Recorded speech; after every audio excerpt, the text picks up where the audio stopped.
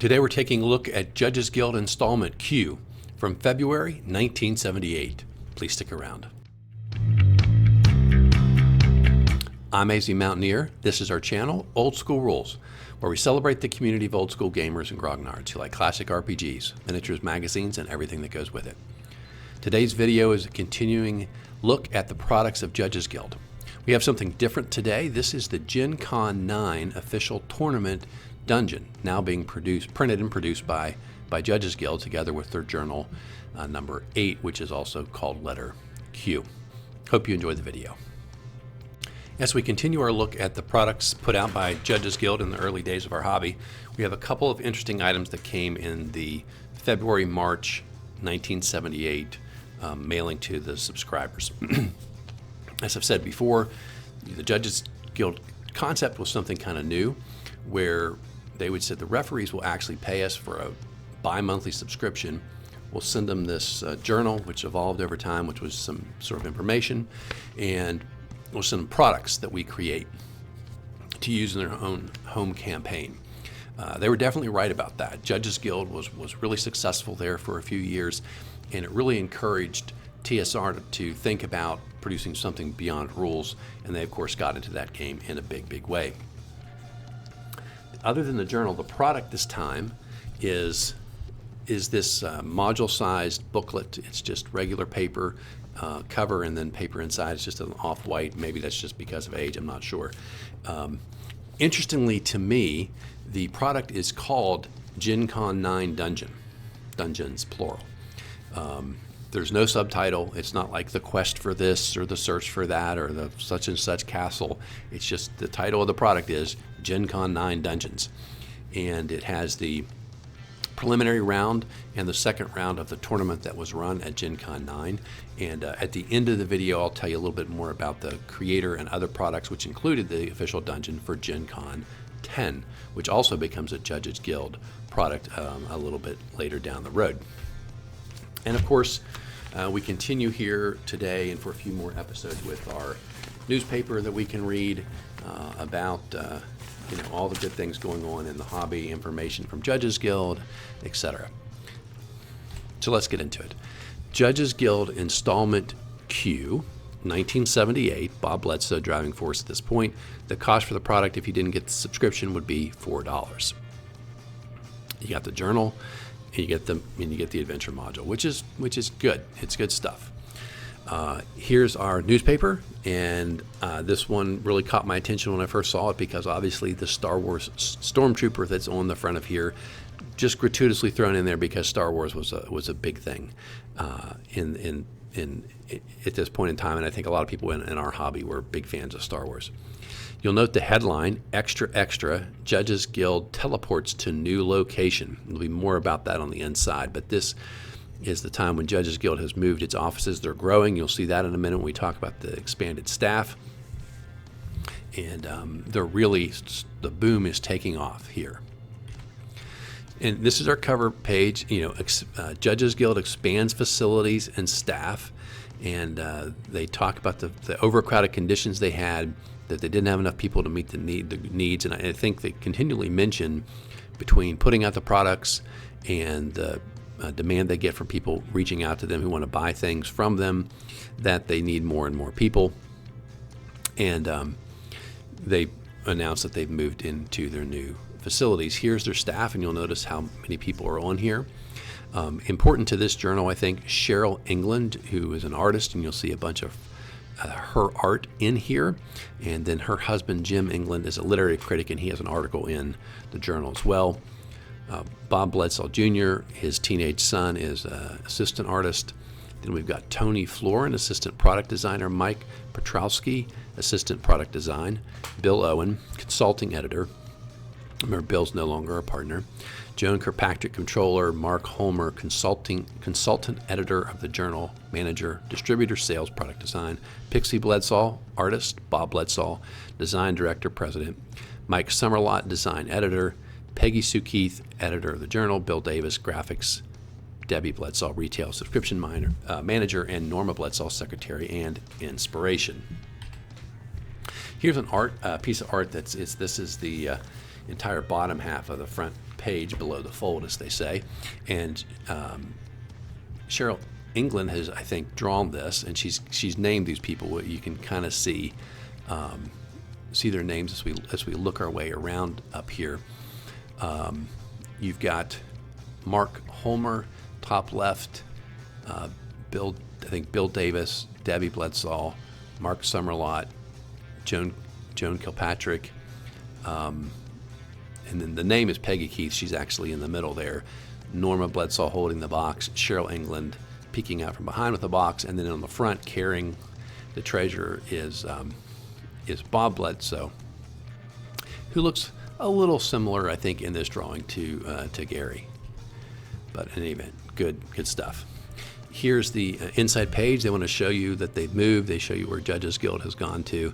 And they even down here in the bottom left give you directions of how to get to their office from Chicago, from St. Louis, from Wisconsin, or Indianapolis. So they're very excited about the move. And well, they should have been, because it was a big deal. And here they have a whole page, in addition to the announcement showing the map, of giving you everyone's name, telling you what they did, what they did, their responsibilities at the company, as well as some little, some jokes and stuff about them.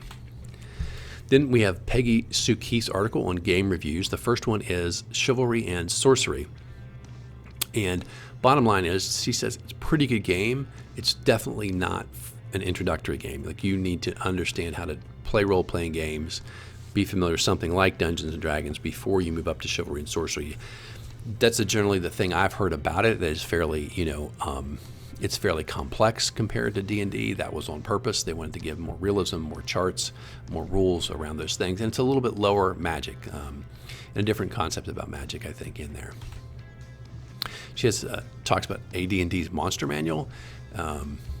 Obviously, the 350 monsters over about 100 pages, as well as combining all the monsters that were in there and many, many new ones. And bottom line, very, very good. Then some stuff from Dave Hargrave, both Ardoon Grimoire 1 and the second volume, which was Welcome to Skull Tower. And according to Peggy, the second volume of Arduin is even better than the first. So, big fan of the creativity. And if you've ever read Dave's stuff, if you haven't, you should. And if you've ever read it, you know how creative and interesting his ideas were. Some got to the sort of realm of being a little gonzo, but all in all, definitely a book you should, if you like, playing D&D, you should read it. Maybe you get some ideas. If nothing else, it's entertaining. Jim England, he was a former librarian, writes Saga of the Sagacious Sage, introduces himself, 31 years old, and wants to tell you about how much he enjoys reading different books, and so he's going to suggest some here. Terry Brooks, The Sword of Shannara, Lord Dunsany, The Food of Death, Jim Schmidt, The Witches of Cares, and Christopher Stasov, The Warlock in Spite of Himself. He likes all these books. We get our Dungeon Masters list. Again, what I think is interesting are the groups that advertise here.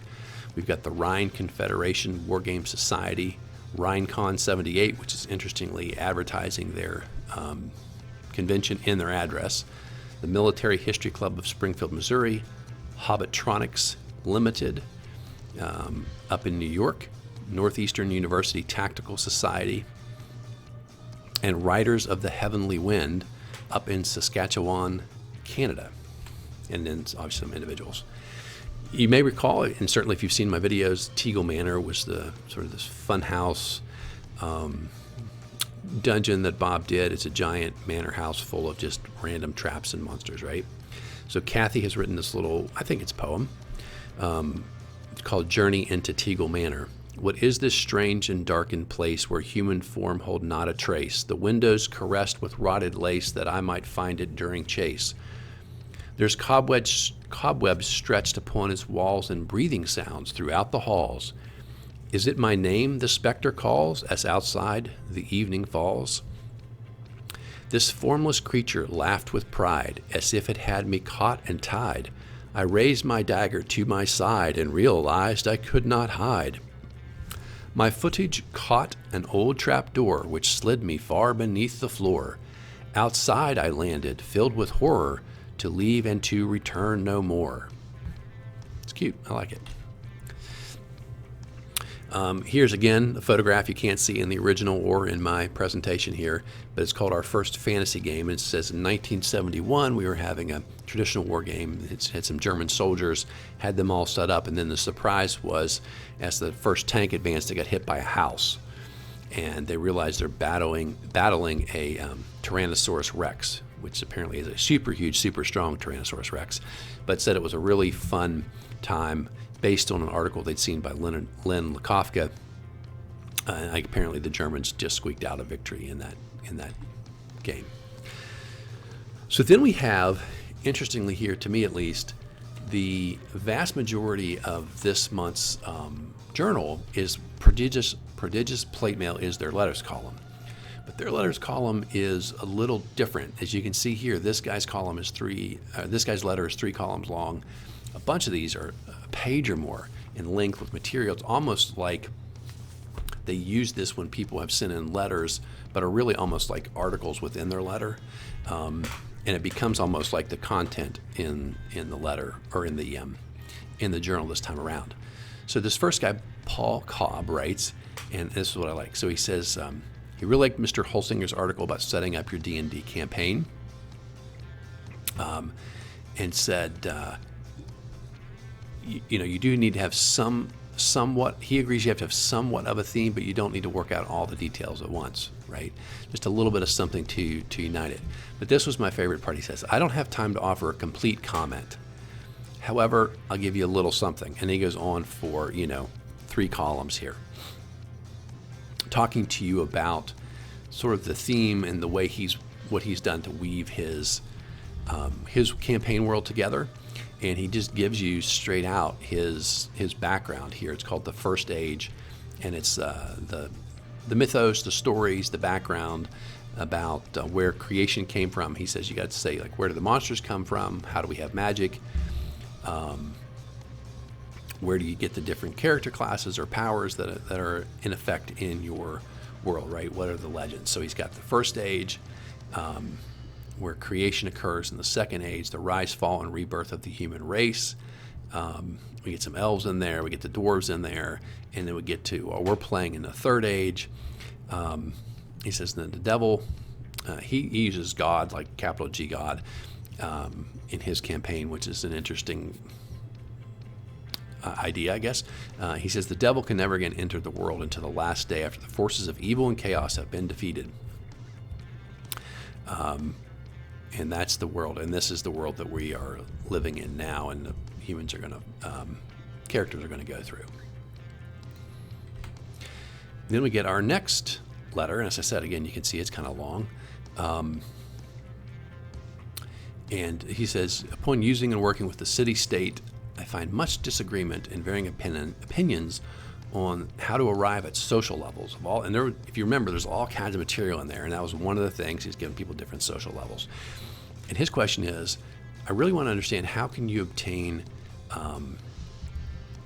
SL social level 20? In other words, how do you go beyond being a king to become a god? And this is the burning question that he's got, and I think he may have a little bit of what we call the Monty Hall campaign going on there. If this is where his characters are at, and I think he's trying to figure out. And he said, I think I've come up with the right way here, and then I've got this story I want to tell you to sort of illustrate my theory.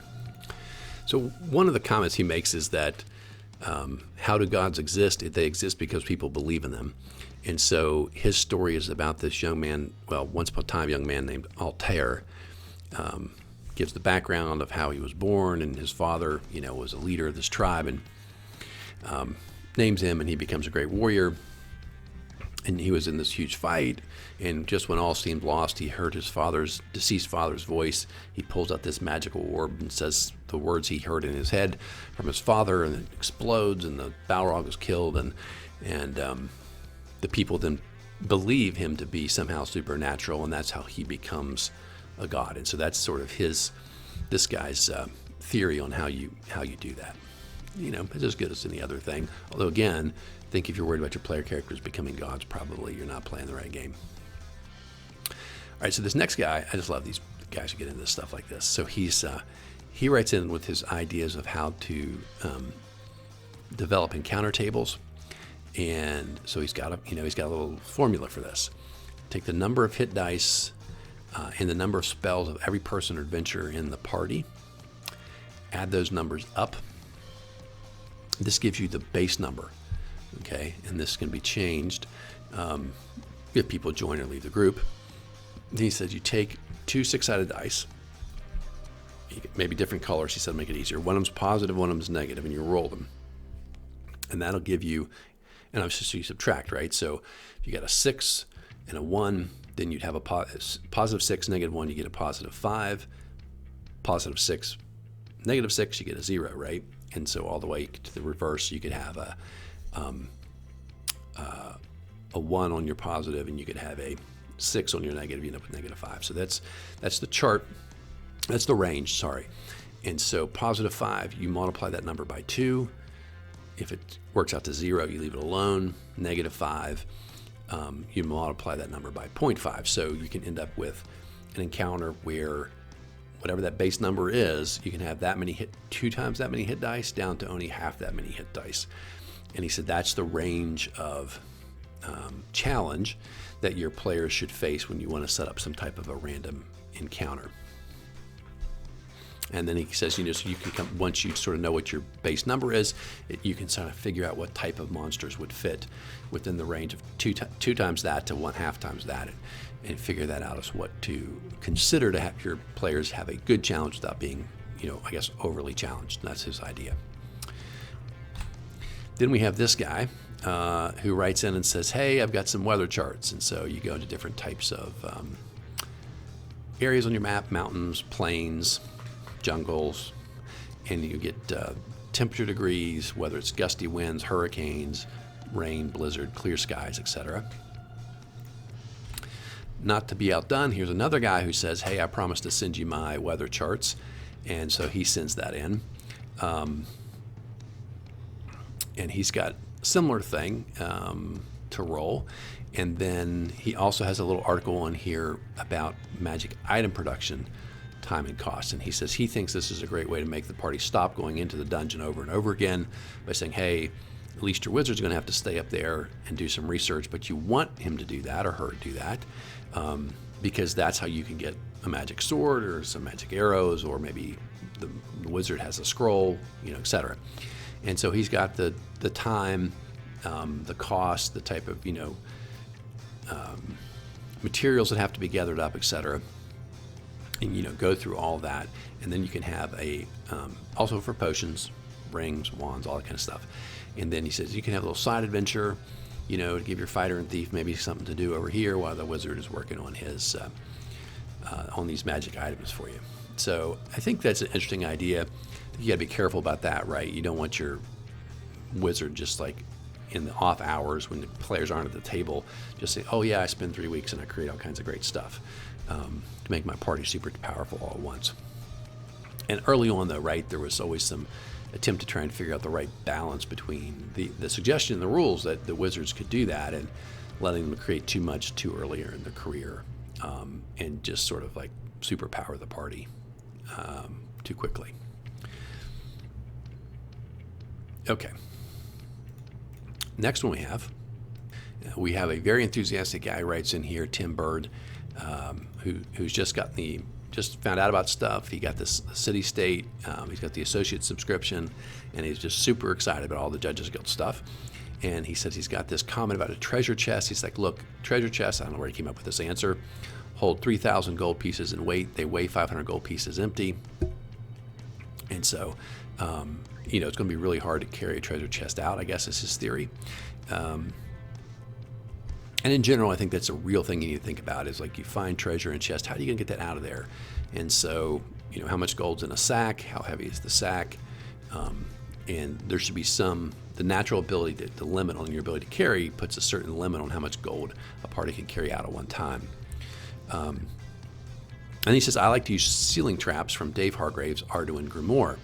And then he's got his 1 to 20 roll on what happens to you: sex change, disintegration, magic negation, teleport, cube of offal shoots out, stoning liquid, hot oatmeal, red or green slime, random monster, polymorph ray, heat ray, cold ray, paralysis, Mud, Life-Draining Ray, Random Monster, Gas, Random Spell, Random Cleric Spell, or the Whimsy Ray. Anything goes. I told you Arduin was kind of funky stuff. But anyway, so he writes in to share that with him. Then we get into the advertise section. There's a number of pages here for advertisements this time. So we've got, again, we've seen this one before. It's got the sci-fi stuff, the Fantasy Games Unlimited, the Frank Frazetta art. Then over here, we've got the TSR section, which is a little bit expanded now, I think. Got some Star Probe, Star Empires, Don't Give Up the Ship, in addition to all the D&D stuff that's being sold there. And they've got the Monster and Treasure assortments, 1, 2, Dungeon Geomorphs 1, 2, and 3, in addition to the core original D&D books. Garrison miniatures. Then the Judges Guild booty list this time, if you will. You'll see it's continuing this trend. It's not actually listing everything, or at least some things that they once upon a time sold are no longer on here, is maybe the other way of saying it. They've got a little bit of artwork in there to catch your eye about the stuff they have for sale. And here it goes up to number 57, which would be this month's subscription, if that's what you were looking for. They also have, and this is a blow up of the bottom right section of that, other stuff they're selling. And I like this stuff in particular, the Little Soldier Games. Has good stuff. The Book of Sorcery, Knights of the Round Table, the Ring Bearer, Tolkien Game, Book of Demons, Book of Monsters. Those are pretty collectible, I think, pretty cool stuff. And then we have metagaming concepts, Fantasy Games Unlimited, Conflict Games, Chaosium, several things on here, right? And Ballantine, GDW, and Avalon Hill. More advertisement we've got here. Der Kriegerspels Fantastiques, Heritage Models. This now goes on to the second page where they're selling their paint and a bunch of other miniatures that are for sale. On and on here, right? This is the Grenadier page. We've got Wizards and Warriors for sale by folks at Grenadier. Now Pixie's got another monster, Reptilicus Regorip. The Regorips are known to frequent rough or mountainous terrain and construct elaborate traps to lure victims in. They have a powerful grip. You see their claws, and they get a hold of you with these claws, and they dig in, and you have to have a strength of 16 if they have to hit you first, of course. 16 or better to get them loose, and then once they get a hold of you, they'll start chewing on you, and they also will hit you with the spiked tail, and it secretes a venom that puts you under their control for 2 to 12 days. Again, no mention of a saving throw. I assume you get one. And it has to hit bare skin. Can't pierce you through armor, but if it does, it can basically put you under their control, and then you'll fight for them or come with them willingly to take you away and they eat you. They have this little disclaimer in here. I just think it's kind of interesting given the other stuff I've been reading lately about the history of TSR and how they are very clear to say how much they like TSR and how what they're doing is not official in any way, shape, or form, and how much they appreciate the relationship they have with everyone at TSR. Okay. The Ancestry of Your Adventure, Terrence Thorgard, and he has some tables to be used to work through your family history of the people in your party. Marriages, adoptions, etc. He's got this odd thing where he says he starts all his players out in a village. There's basically one family per player, and then you roll and figure out like your ancestry. You have pick maybe your grandfather and your grandmother, and then what child were they in order, like first son, second daughter, whatever. And then you roll for the parents, the father and the mother. And for whatever reason, he wants you to figure out where they come in, how many kids they had, like where they come in order. And he's got all these other little charts back here. I guess that's interesting. I don't know. I don't think you need that kind of detail. Here is a piece of art by England. I told you she had a bunch of illustrations in here this time. I like this one. This creature here coming over. This guy looks like he's getting ready for a fight, it seems to me, because that thing does not look friendly. And then here, this was from the page where they had their booty list, and you've got this little demon coming out of the box from Judges Guild to the customer. And then down at the bottom, this was just on a random page. You had this little beehive and these little bees flying along at the bottom. And then some more of the art. On the left, we have England's art, and you've got the wizard pulled by Pegasus in the chariot. And then on the right is Pixie's art. I'll get out of the way. Of a knight. And then this little horned creature sticking its head out of the ground is England's art as well, and so is the wizard, which looks he's summoning a demon, I think, right there. Okay, so that's it for the Judges Guild Journal, and now we're going to take a look at the GenCon 9 dungeons. Okay, so this is I think a really good piece of history, a great. I mean, you could run it in a night, I guess, like the tournament, right? Just because that would mean giving your players a limited amount of time. And maybe that's the fun way to do it. Here's the inside page. This adventure is done by a guy named Bob Blake, and we'll talk a little bit more about him at the end of the video. Playtesting by his home group, the Valparaiso D&D Society, and then, copyright here, Judges Guild. So a few things I think are interesting before we get into the actual talk about the module. So Bob talks about it being a tournament. And so some of the interesting things you have to do there, right, for the challenges, you have to have, in his case, I think he said 10 different DMs running this scenario under the same sort of facts, the same rules, and the same opportunities for the players. Otherwise, it's not really fair. He said the only two things that he wanted to have influence who would win this tournament would be the sort of the thoughtfulness, the cleverness, the skill of the player, and their dice rolls, because they still have to roll to hit and stuff like that. But interestingly, I thought, he has gone through, and this is actually a really good idea, right? He has gone through and rolled to hits and the saves or whatever, the rolls for the monsters that you are going to encounter. So they're pre-rolled. So every DM, when you encounter the goblin, the first roll is going to be a 15. Right, for every single party, so that the DM side of that, what they face is going to be exactly the same. Of course, they have some pre-generated characters they're going to play. So the characters or the armor class and the weapons and so forth are the same for every group, and the monsters that they face, what's going to happen is going to be exactly the same. Now, you might not go in every room, you might run away, another group might stay and fight, that kind of thing, but it limits the randomness of the encounter, and so he thought that was fair. Another thing that he did for the spells, both like healing spells and damage spells, he pre-rolled how much damage those spells would do. So it's not like, I got lucky, my fireball did 60 points of damage and yours only did 15 or something like that. So that, again, I thought was a pretty smart thing to do for a tournament, so that as much as possible, you would see these things being fair. Okay, and then he talks a little bit about his scoring system. His is created in a way that it's linear. You start at the north of the map, you're trying to get to the south end of the map, and so he drew sort of lines across it horizontally, and if you got further south, you got more points. That's how he did it. He's got his table of contents here. Got the background, dungeon maps, room keys, all the different sheets that he would hand out, the backgrounds you would need. And then he also has a little note here on what he thinks, after playing through it and seeing it run in the tournament, that he thinks maybe his falling damage was too low. The elves and dwarves noticed like secret door slipping passages too easily. The paladins are immune to disease. I guess he didn't like that. And the wall of ice damage, he says in here, is not correct. Okay, so here's your background. What I think is interesting about this is he's got this, you see these materials list, he tells you what you're going to have and what you're going to hand out. And then the scenario, that's for the DM to read. And it's really detailed. It's a really interesting story. It tells you about how there's this place called Baldemar Castle. And there were these two people, a fighter and a magic user, that had built it, and they were sort of, everything was good, and they took care of the surrounding area. But the magic user delved into dark magic, eventually killed his friend, the fighter, and, became evil.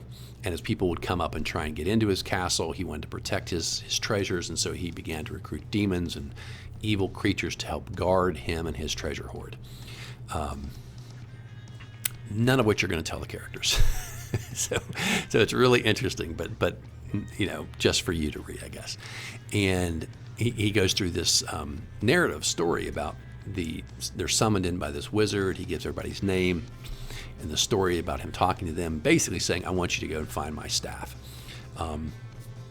He had an apprentice, and he was with a friend, and somehow they ended up betting about whether he could turn someone into a dragon. He happened to know how to do it, so he turns his apprentice into a blue dragon and says, I won the bet. We're going to go back to your place, and you're going to give me my treasure.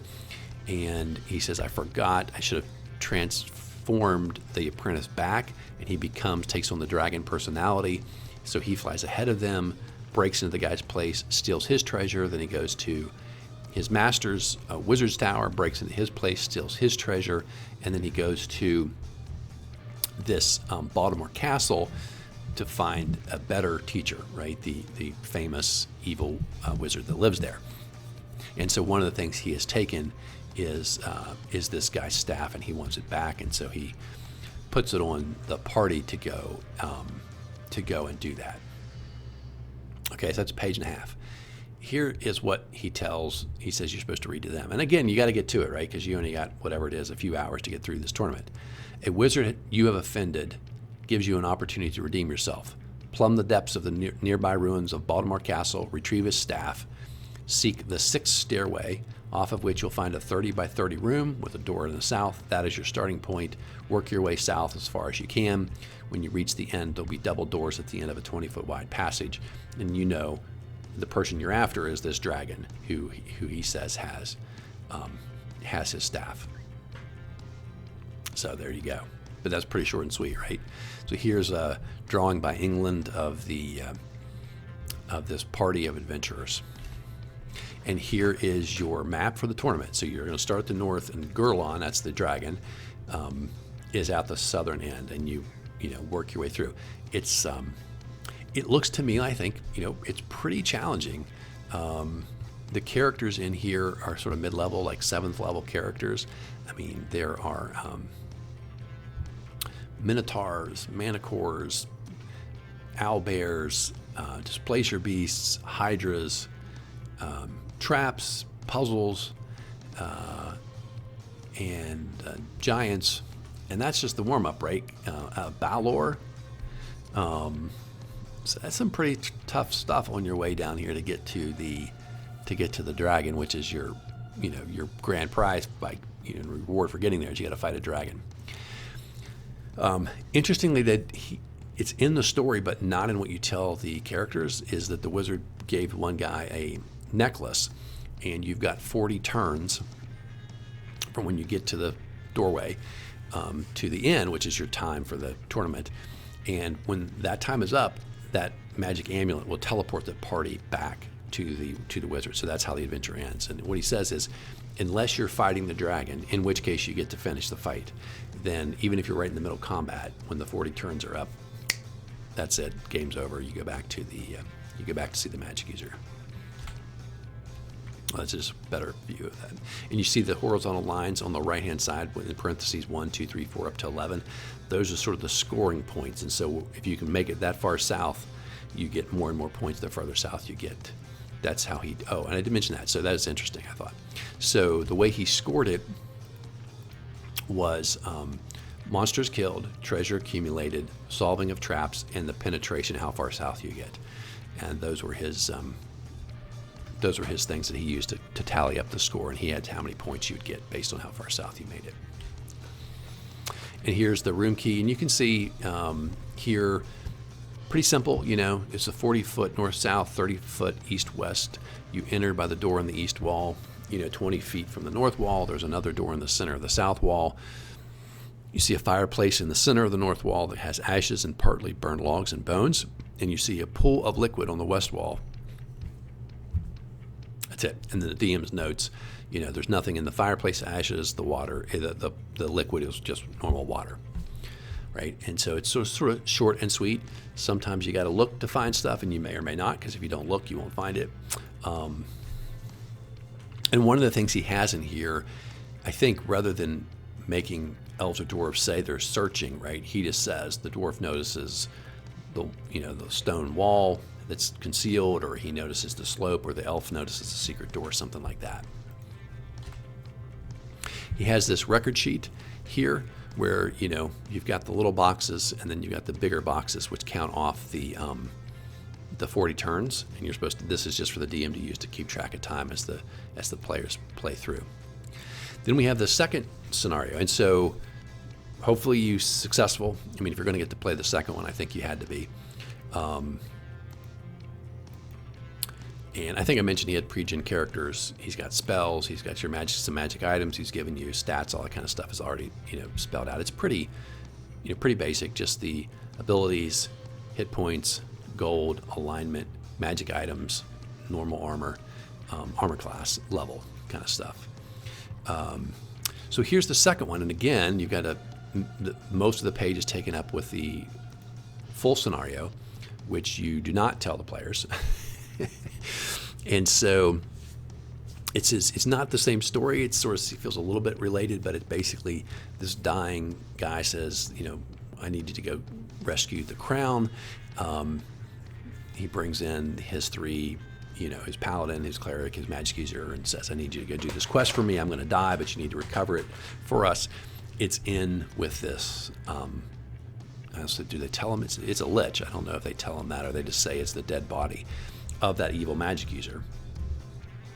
And so they say for whatever reason he's been moved from that castle to a different place, and so you're going to have to go there. Along the way, you pick up an elf fighter magic user and a dwarf. So now you have 5 people in your party, and you're going to do the second part of this. Again, if you're the party, in spite of all that detailed story, you just say, a dying patriarch has enjoined you to undertake a quest to recover a lawful crown from the grips of chaos. He couldn't describe it. He gives you a fragment of parchment that describes a little bit about it. You take a wilderness journey of several weeks. You pick up your elf friend, you pick up your dwarf friend, and you come to a canyon in a desolate mountain range, and off you go. That's it. So here is the fragment, I guess, you're supposed to get. The crown, the helm of Hallis Doom, is held in night and lasting gloom. Symbol of good, of life, of right, a force of strong and lawful might is held encased in evil spells, far from the sun in halls most fell. Defeat the giants of fire and frost, on this first or all is lost.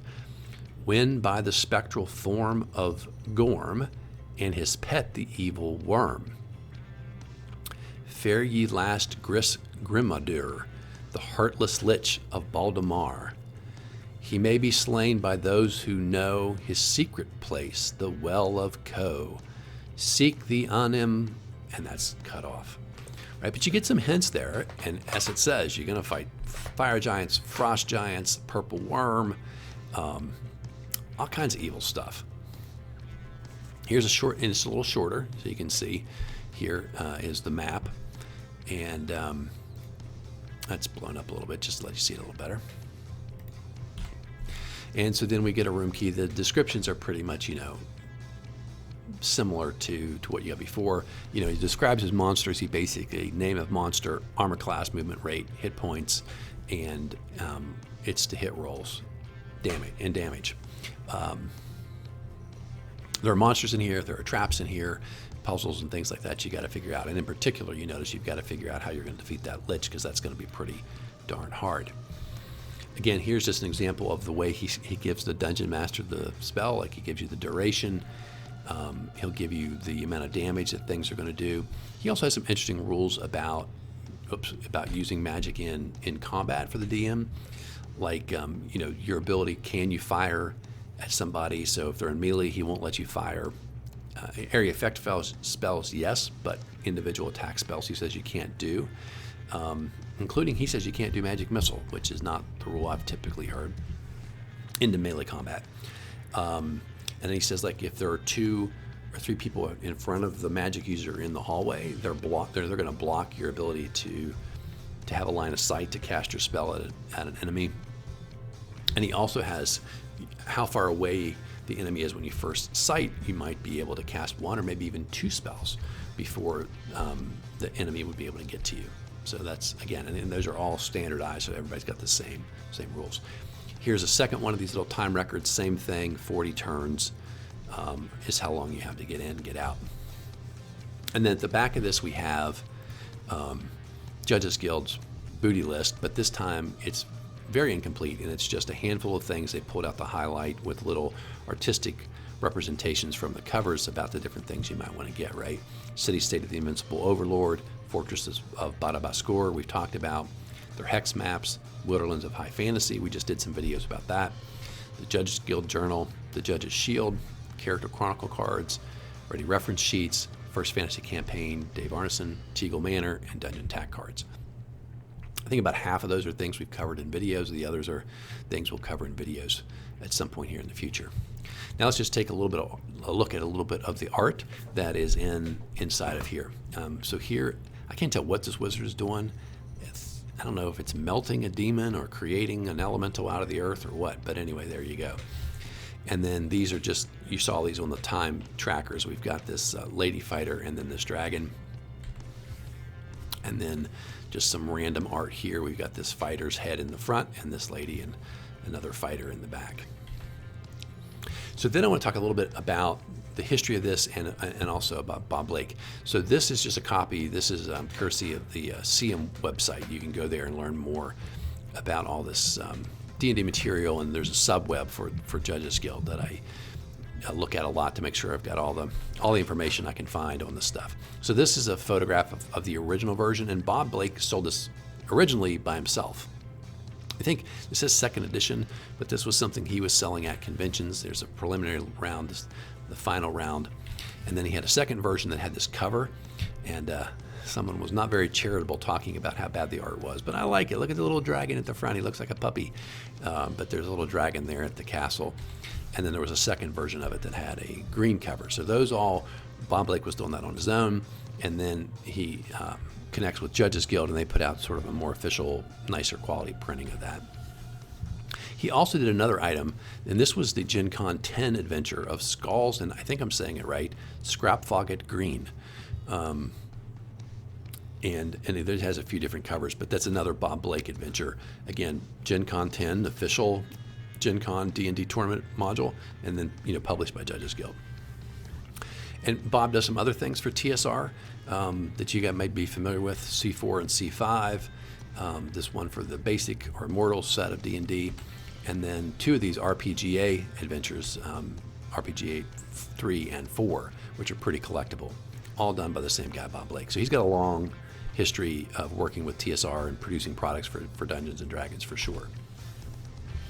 Okay, so that concludes our look at Installment Q, February 1978. Really good stuff. I hope you guys are enjoying these videos where we look at Judges Guild, and I hope you're subscribed to the channel. If you got friends who might be interested, please send them our way. We're always looking for more subscribers to help build the community. Until next time, my friends, keep rolling 20s.